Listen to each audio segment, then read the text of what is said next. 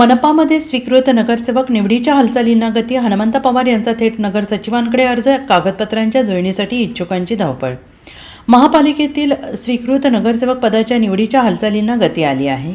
स्वीकृत नगरसेवक पदासाठी स्थायी समितीचे माजी सभापती हनुमंत पवार यांनी बुधवारी थेट नगर सचिवांकडे अर्ज आणि सोबत कागदपत्रांचे बाळ सादर केले. स्वीकृत नगरसेवक पदाच्या अर्जाच्या छाननीसाठी शुक्रवार दिनांक 10 एप्रिलपर्यंत प्रस्ताव सादर करायचे आहेत. त्यामुळे कागदपत्रांच्या जुळणीसाठी इच्छुकांची धावपळ उडाली आहे. महापालिकेत 8 स्वीकृत नगरसेवकांची नियुक्ती होणार आहे.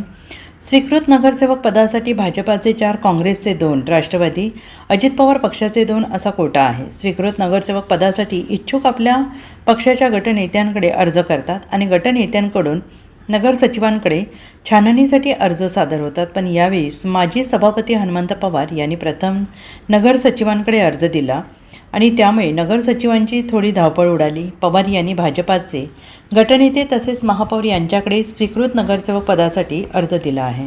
दरम्यान स्वीकृत नगरसेवक पदासाठी आवश्यक अटी, शर्ती, निकष यांची छाननी यावेळेस काटेकोरपणे होईल असे संकेत मिळत आहेत आणि त्यामुळे कागदपत्रांच्या जुळणीसाठी इच्छुकांची धावपळ उडाली आहे. स्वीकृत सदस्य पदासाठी भाजपाकडे विश्वजित पाटील, सुजित राऊत, शीतल लोंढे, विजय पाटील, पांडुरंग कोरे, बाबासाहेब आळतेकर, राहुल बोळाज यांच्यासह इच्छुकांची मोठी संख्या आहे. काँग्रेसमध्ये इच्छुकांची मोठी संख्या आहे. खासदार विशाल पाटील आणि आमदार डॉक्टर विश्वजित कदम यांच्याकडून 2 नावे निश्चित होणार आहेत. राष्ट्रवादी काँग्रेस, अजित पवार पक्षाकडून स्नेहल सावंत, सचिन सावंत, जयंता जाधव, आयशा नायकवाडी, राधिका हारगे, जावेद मोमीन, सतीश कांबळे यांची नावे प्रामुख्याने चर्चेत आहेत. Bureau report, SBN Marathi, Sangli.